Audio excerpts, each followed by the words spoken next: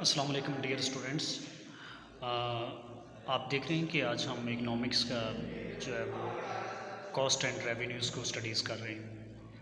अब सबसे पहले ये है कि कॉस्ट जो है वो क्या चीज़ होती है। कॉस्ट बेसिकली आपके एक्सपेंडिचर्स होते हैं जो आपको कोई भी चीज़ प्रोड्यूस करने के लिए जो है वो पे करना पड़ती है। जबकि रेवेन्यू से मुराद आपके वो तमाम की तमाम अर्निंग होती है जो अपनी प्रोड्यूस्ड क्वांटिटी को सेल आउट करके आप अर्न करते हैं। तो कॉस्ट एंड रेवेन्यूज़ का किसी भी फर्म में जो है वो बहुत ज़्यादा इम्पोर्टेंट रोल होता है।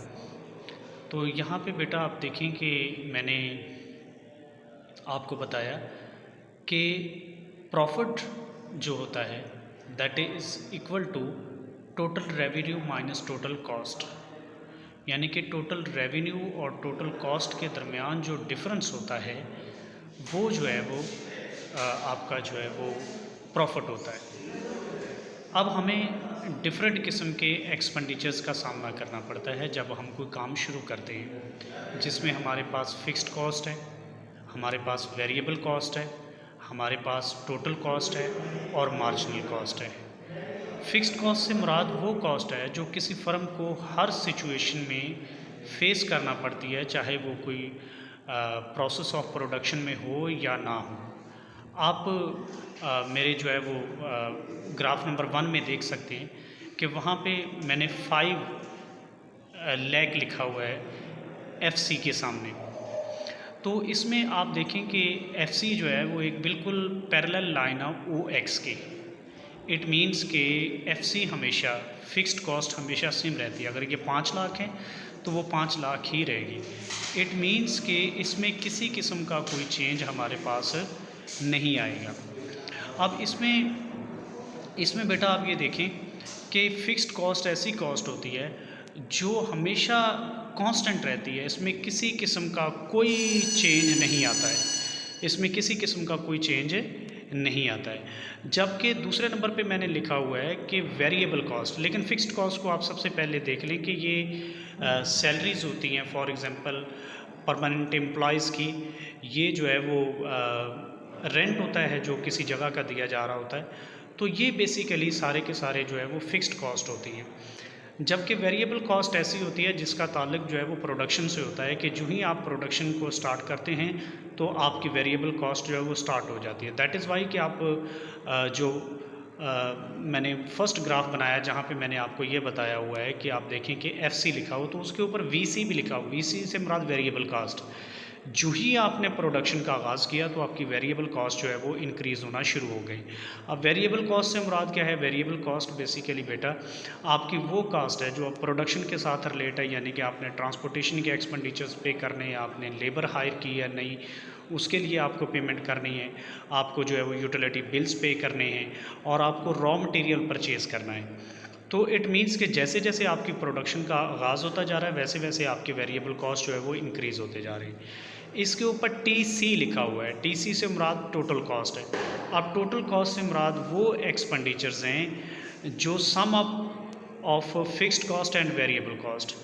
If you add fixed cost and variable cost then it would be equal to the total cost. ये आपके टोटल कॉस्ट के इक्वल हो जाता है।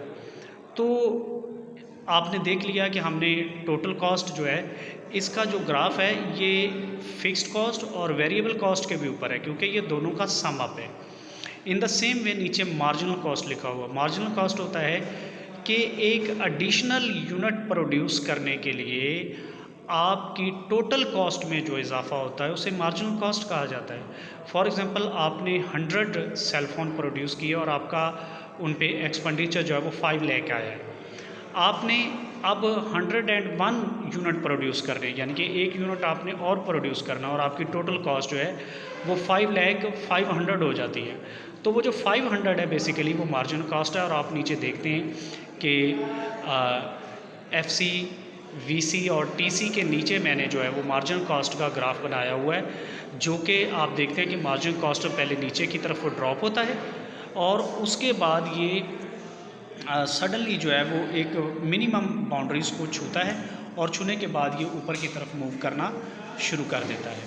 ठीक है, तो ये मार्जिनल कॉस्ट की है। जबकि यहाँ पे देखिए मैंने लॉन्ग रन के लिए जो है वो LAC को जो ड्रॉ किया हुआ है। LAC से मुराद जो है वो लॉन्ग रन एवरेज कॉस्ट। अब ये लॉन्ग रन एवरेज कॉस्ट क्या होता है? ये लॉन्ग रन एवरेज कॉस्ट बेटा हम बनाते हैं SAC से मिलकर, यानी कि शॉर्ट रन एवरेज कॉस्ट। यहाँ पे आपने देखा कि हम 3 क्वांटिटी प्रोड्यूस कर रहे हैं, जो है Q1, Q2, Q3। इनको जो हमने प्रोड्यूस किया है, तो इनको प्रोड्यूस करने से हमारे पास SAC1, SAC2, SAC3 हमने जो है वो बनाया है, और इन तीनों को ज्वाइन करने से हमारे पास एक LAC आ जाता है, यानी कि लॉन्ग एवरेज कॉस्ट हमारे पास आ जाती है। जबकि आप देखिए कि इनको एक MC भी क्रॉस कर रहा है, ये शॉर्ट रन के MCs हैं, यानी कि MC1, MC2, MC3, ये भी हमारे पास जो है, जिनके मिलाने से हमारे पास जो है वो लॉन्ग रन कॉस्ट जो है हमारे पास बन रहा है। तो ये वो चीज़ें हैं जो आपको गाइड करती हैं कि आपने किस तरीके से इनको जो है ना LAC को ड्रॉ करना है। अब LAC को जो है वो 2 और नाम भी दिए जाते हैं, जिनमें से एक हम इसको कहते हैं इन्वेल्प कर्व।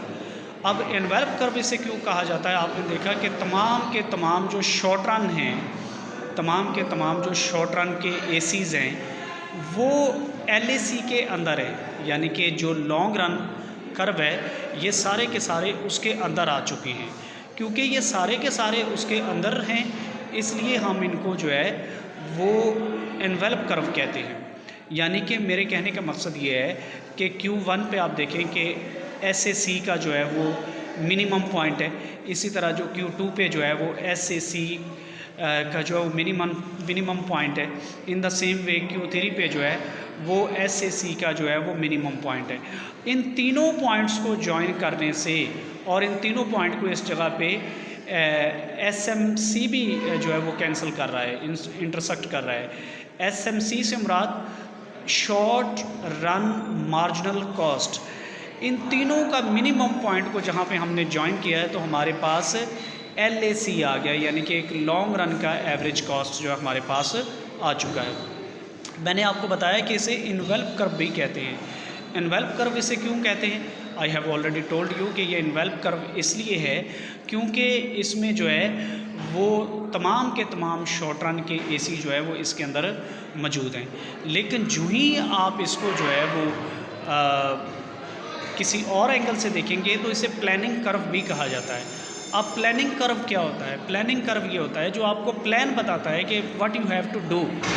फॉर एग्ज़ाम्पल एक फ़र्म है, उसे 5 ईयर्स के लिए काम करना है, तो उसके SAC उसे गाइड करेंगे कि उसका LAC कैसा होगा। यानी कि ये दूसरे लफ्ज़ों में फ़र्म का जो ऑनर है, जो एंटरप्रेन्योर है, जो उसका मालिक है, उसको गाइड कर रहा है कि आपके 5 साल के अंदर एक्सपेंडिचर्स क्या आ सकते हैं। क्योंकि AC1 से उसे आइडिया हो जाता है। फॉर एग्ज़ाम्पल अगर 3 साल के लिए वो बिज़नेस कर रहा है, मार्केट में 3 साल के लिए है, तो उसको पहला SAC1 जो है उसको बता देगा कि उसकी एवरेज कॉस्ट जो है वो शॉर्ट रन में क्या है। तो उस शॉर्ट रन की एवरेज कॉस्ट से वो आइडिया लगा के इस बात को देख सकता है कि उसका लॉन्ग रन किस तरह का होगा।